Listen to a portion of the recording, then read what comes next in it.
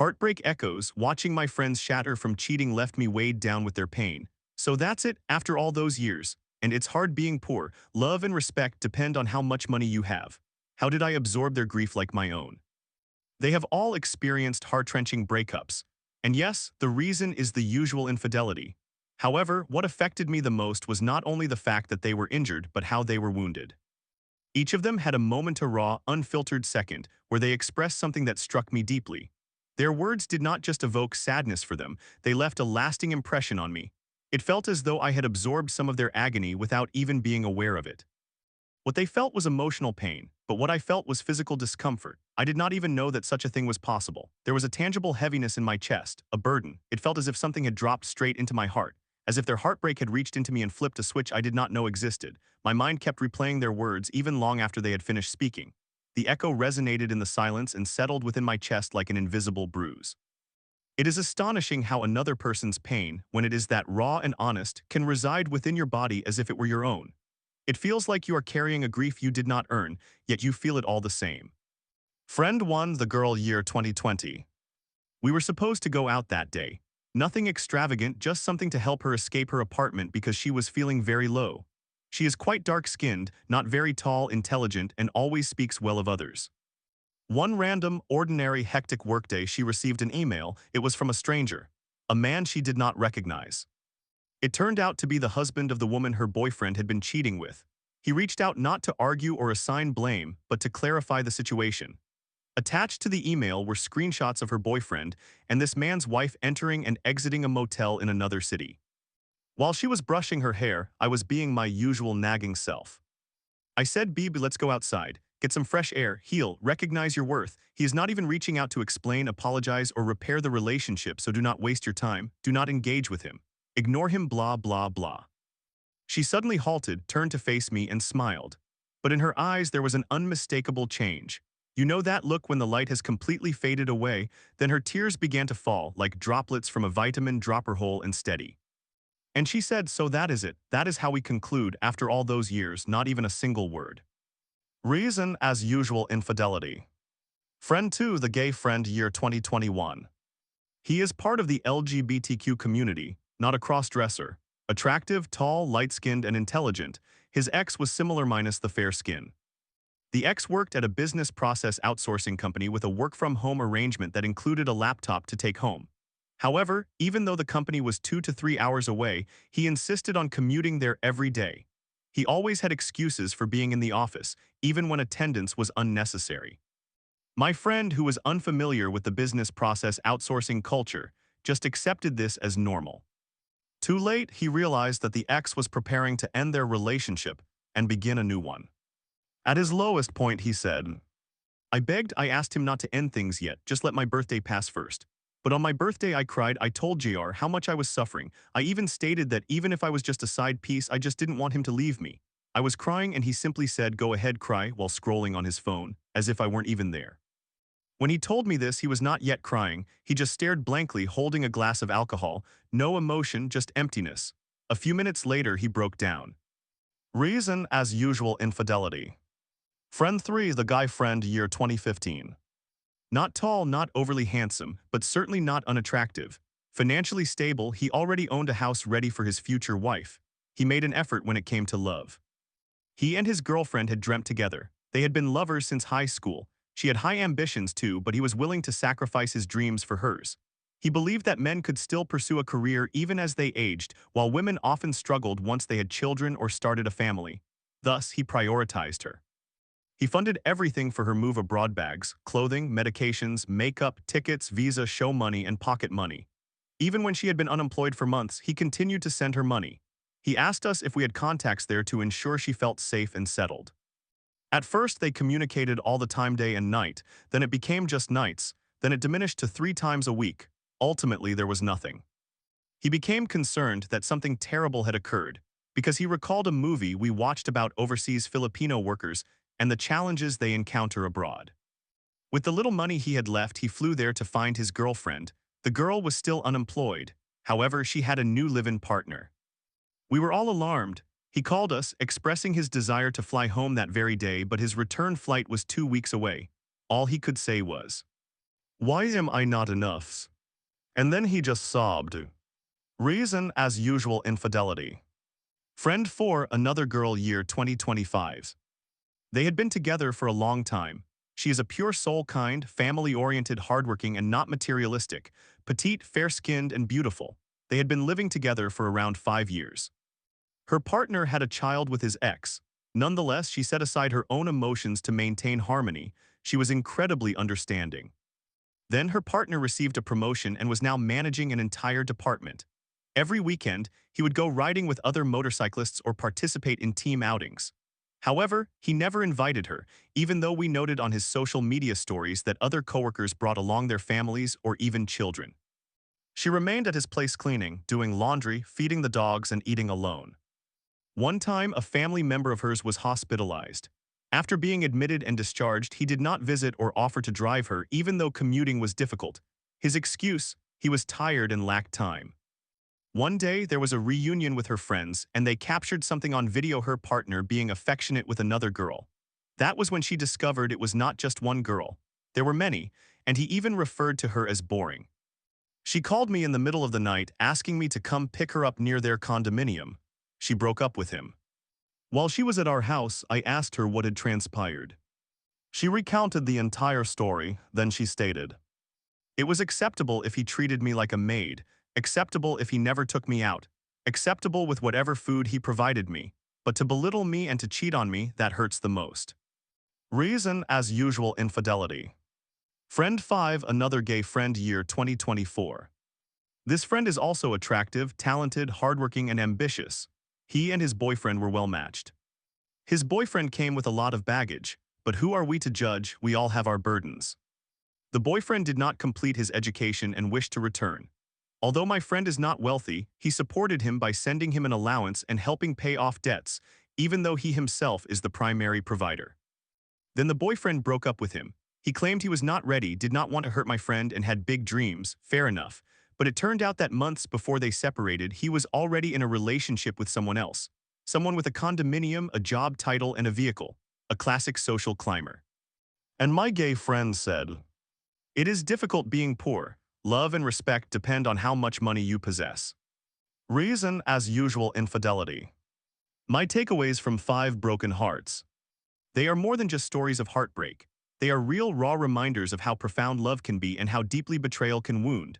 Across all 5 stories, there is a consistent pattern. Love was freely given, yet respect was not always reciprocated. And despite the varying circumstances and dynamics, each pain felt familiar, like chapters from the same book of loss. Here is what I learned from all of them. 1. Infidelity does not just shatter trust, it shatters people. Each one of my friends was not merely sad, they were devastated. It was not about ego or pride, it was about feeling discarded after giving their all. 2. Love is not always sufficient. However, effort, loyalty, and respect should be essential. These friends offered everything: support, sacrifices, and second chances. But love alone cannot sustain a relationship if the other person continually withdraws emotionally or physically. 3. Individuals who love purely are often the ones who experience the most profound heartache. To my friend who stated, "It was acceptable if he treated me like a maid," that was not weakness. That was love strained to its limits. Yet even the most patient heart has boundaries, and when those boundaries are crossed, it breaks in silence before finally departing. 4. Healing is complicated, but silence, honesty, and safe spaces are crucial. You did not attempt to remedy their suffering, you just listened. Sometimes being that kind of friend, the one who remains when everything is collapsing, is a form of quiet heroism. 5. Infidelity does not merely break hearts, it leaves echoes. And somehow, even when I was not part of those relationships, their pain imprinted itself on me. This shows that heartbreak can resonate beyond the individual who is hurt. What are your takeaways? Story 2. Caught in the storm of heartbreak, I felt their pain as if it were my own. "Why am I not enough?" my friend sobbed, weight heavy in my chest. Another wailed, "So that's it, after all those years." Each betrayal etched deep scars I couldn't ignore. How do you carry their grief? They have all gone through heart-wrenching breakups. Indeed, the reason is the usual: infidelity. However, what affected me the most was not just the fact that they were hurt, it was how they hurt. Each of them had a moment, a raw, unfiltered second, where they spoke words that pierced straight through me. These words did not merely evoke sadness for them, but rather left a lasting imprint on me. It felt as though I absorbed some of their pain without even realizing it. What they experienced was emotional pain, yet what I felt was physical anguish. I was unaware that this was even possible. There was an actual heaviness in my chest, a weight like something had dropped straight into my heart. It was as if their heartbreak had reached into me and flipped a switch I never knew existed. My mind kept replaying their words long after they had stopped speaking. Their sentiments echoed in the silence and settled in my chest like an invisible bruise. It is astounding how someone else's pain, when it is that raw and that honest, can reside in your body as if it were your own. It feels as though you are carrying a grief you did not earn, yet you feel it just the same. Friend 1, the girl, year 2020. We were supposed to go out that day. Nothing extravagant, just something to encourage her to leave her apartment because she was feeling down. She is quite dark-skinned, not too tall, intelligent, and never speaks poorly of others. One random, ordinary, hectic workday she received an email from a stranger, a man she did not know. It turned out to be the husband of the woman with whom her boyfriend had been cheating. He reached out not to argue or assign blame, but to connect the dots. Attached to the message were screenshots, her boyfriend and this man's wife caught entering and exiting a motel in another city. While she was combing her hair, I was being my usual nagging self. I said, "Bibi, let us go outside, get some fresh air. He'll know your worth." He is not even attempting to reach out to explain, apologize, or repair the relationship, so do not bother, do not speak to him, ignore him, blah blah blah. She suddenly halted, turned to face me, and smiled. Yet her eyes, there was something within them. You know that look when the light has completely vanished? Then her tears fell like droplets from a vitamin dropper hole and steady. And she said, "So that is it, that is how we end, after all those years, not even a single word." Reason, as usual, infidelity. Friend 2, the gay friend, year 2021.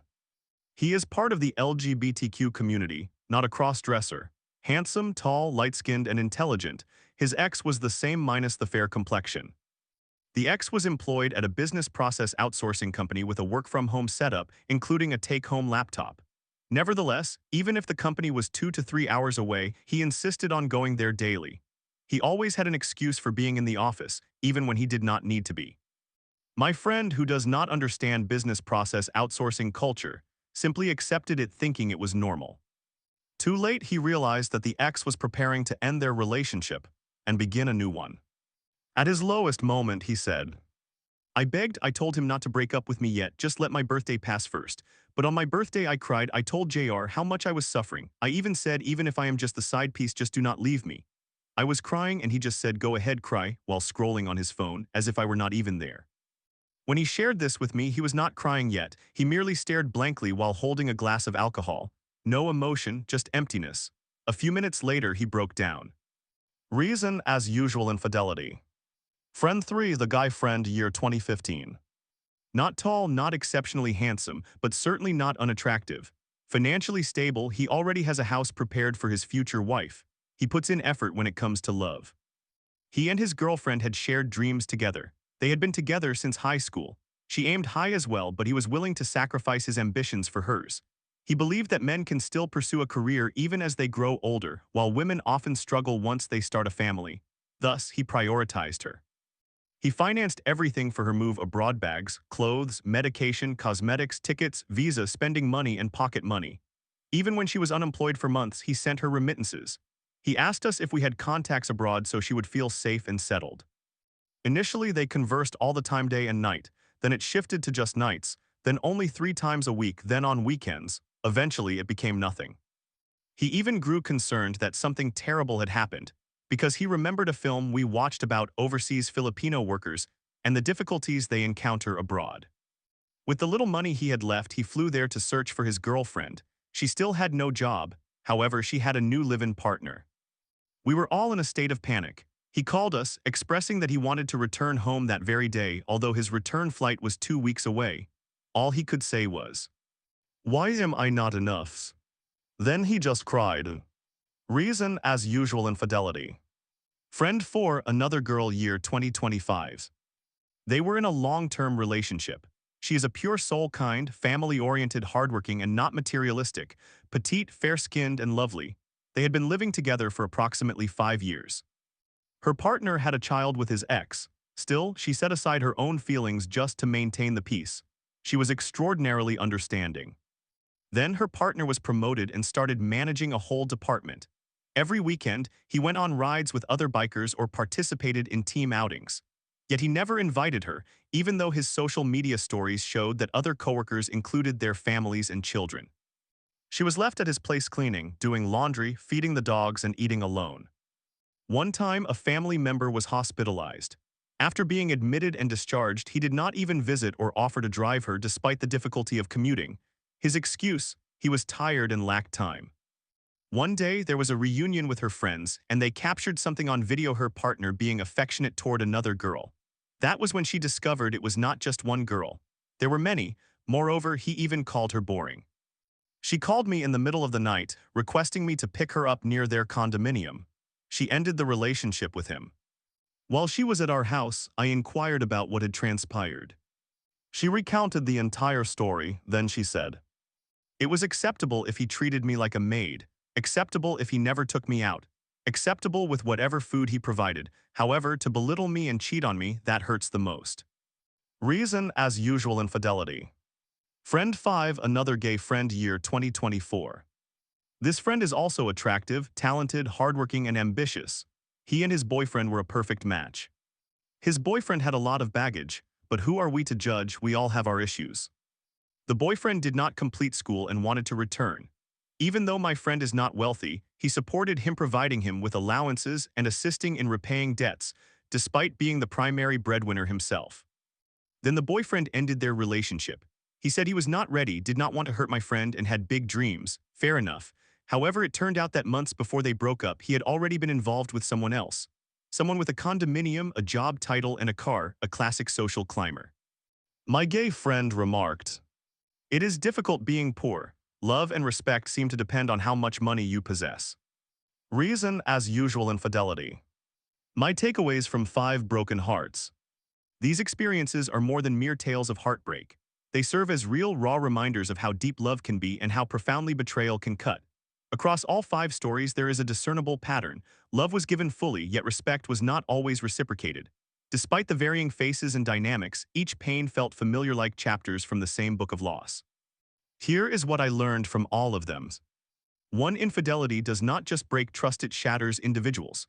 Every one of my friends was not simply sad, they were devastated. It was not a matter of ego or pride, it was being cast aside after giving their all. 2. Love is not always sufficient. However, effort, loyalty, and respect should be. These friends invested everything: support, sacrifices, and second chances. Yet love alone cannot sustain a relationship if the other person continually walks out emotionally or physically. 3. Individuals who love wholeheartedly often end up breaking the hardest. To my friend who said, "It was okay if he treated me like a maid," that was not a sign of weakness, that was love stretched thin. Nevertheless, even the most patient heart has limits, and when those limits are breached, it breaks in silence before it ultimately departs. 4. Healing is chaotic, yet silence, honesty, and safe spaces are essential. You did not attempt to mend their pain, you simply listened. Sometimes just being that kind of friend, one who remains when everything is falling apart, is a quiet form of heroism. 5. Infidelity does not merely shatter hearts, it leaves echoes. Somehow, even though I was not involved in those relationships, their pain marked me. This is proof that heartbreak can resonate beyond the individual who is suffering. What are your takeaways? Story 3. My girlfriend's mystery bruise looks just like the hickey I gave her, yet she insists nothing happened. After months apart, her obsession with my schedule and sudden gym hours raise red flags. Am I crazy for questioning her honesty? Should I trust my gut? A 24-year-old male and my girlfriend, a 21-year-old female, have officially been dating for a couple of months, but we have been communicating for a few years. We are in a long-distance relationship, so that aspect adds some challenges. Recently, she has become very dedicated to working out, which I find admirable. However, I also go to the gym, but she typically spends 2 to 3 hours there, which seems excessive to me. Realistically, she weighs 130 pounds and is not significantly overweight, so spending that much time at the gym just does not make sense to me. She works a lot, often falls asleep around 7:00 to 8:30 p.m., which is about the time I finish work, and she does not even send me a text before she goes to sleep. She is very focused on knowing all the details of my schedule, including what time I work and where I will be, even if it is in different states. Recently, I visited her for her birthday, and after not seeing each other for several months, we were both excited. Once we got to the bedroom, I playfully lifted her shirt, jokingly mentioning that I noticed the remnants of a hickey bruise. I did not react strongly to it because I trust my girlfriend and do not assume she would do anything behind my back. I left a hickey right next to it to determine if I could have been the one who caused it, since I do not remember doing so even though I have been made to question myself since we had not seen each other. When we have sex, she typically removes all her clothing and is known for going several rounds without any clothes on.